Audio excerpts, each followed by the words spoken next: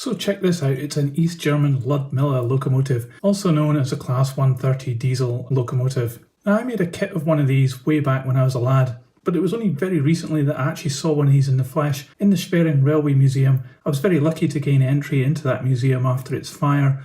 There's a video about it on this channel. It's also a fundraiser as well. They could really do with some funds in order to be able to get that museum back up and running. Thankfully the Ludmilla locomotive they had was undamaged, and it was really great to see it as well. Now I've managed to get a model of one of these. It is a second-hand model, it's not surprising though. But let's check this out a bit closer up. So the locomotive really does have a very characterful front to it. There's so much interesting parts to it, and there's no denying the look of this locomotive. This one has got flush fit glazing with really nice picked out windscreen wipers. It looks as though it maybe has a light here on the front in the middle. It's got this cream band running around the maroon. It's not being masked off that great though. However, it does have these great looking lights further down here. The number's very clear, and we have these buffers which wobble about. This makes me think it's an early Piko model because they did these rubber-like buffers. They're great for not breaking off because they can take a few bashes as well. Got a rather unusual coupling hanging out the front, but there is some details on the buffer beam there of the dummy coupling. Down the side, the masking of the maroon is quite interesting here with the black. It seems quite well done. The cream, not so much, it's a little bit fuzzy. At the door here, we've got handrails picked out in silver, and again the flush fit glazing on the door and the cab side window. Small transfer here, very difficult to see what that actually says, but it's good that it's there. And then we've got these grills here, very indicative of this class of locomotive. They look pretty good in the moulding. The ribs down the side with the extra windows, and this one plated over with a vent on it. In the middle we've got some transfers of the Deutsche Reichsbahn, the number again. We've got some other transfers down here on the chassis area in the black. And then as we move to the other end of the locomotive, it's just the ribs all the way, there's no grills on this side. Looking on the roof, there's a good amount of interest up here, including these grills which have been moulded pretty well into the plastic. These horns are extra pieces that have been added in. And then we've got the very typical silver part in the middle. This has been masked and painted, and the masking isn't too good on this one. And then finally we've got these fans with some rivet detail around on these panels, and they look really pretty good. The plastic moulding here has got a lot of detail. All these springs and little cables have been moulded into this piece of plastic. It's a funny colour though, it doesn't really match with the rest of the locomotive.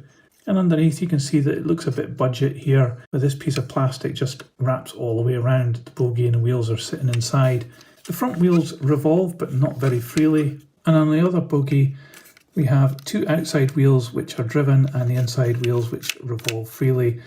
These ones here on the inside have got traction tyres on them as well.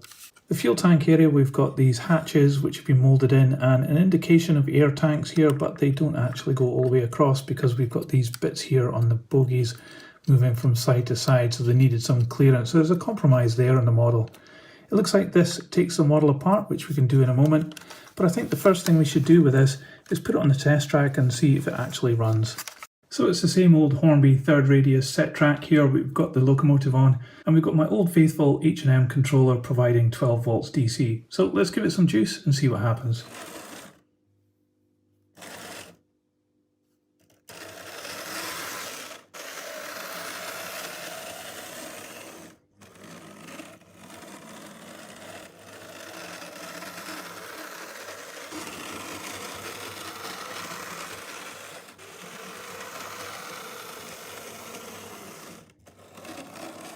Well, it's certainly a temperamental old thing and really noisy as well. So it doesn't run that great. It could possibly do with a little bit of oil, but I'm certainly interested to see what the mechanics are like inside, so let's get it apart.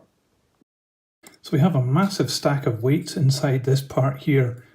So the chassis is pretty crude. It's got these two rails here. We do have lighting on each end of the chassis, and we have the same bogie on both ends of this locomotive, but it obviously only has a motor on the top of this one. So it seems to be that it picks up and drives this motor. So it must be picking up from this wheel here, possibly the one in the middle, but I don't think so. And then driving this axle here with the traction tyres on it. So this isn't a very reliable mechanism because it's only picking up from one set of wheels. So let's just give this motor and the gearbox a little bit of oil and see if it runs any better. 5 minutes later.